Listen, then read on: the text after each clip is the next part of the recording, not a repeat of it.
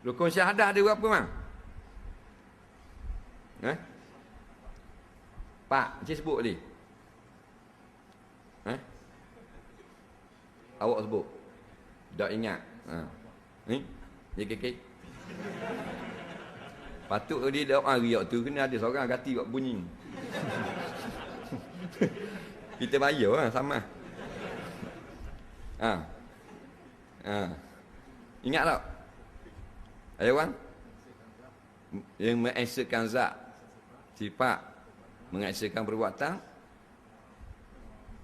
membenarkan kerasulan Nabi Muhammad SAW. Ingat tu rukun syahadat 4 perkara. Bila kita kata asyhadu an la ilaha illallah wa asyhadu anna Muhammadar Rasulullah, maksudnya kita mengesakan Allah pada zat, pada sifat, pada perbuatan, dan kita membenarkan kenabian kerasulan Muhammad sallallahu alaihi wasallam. Nah,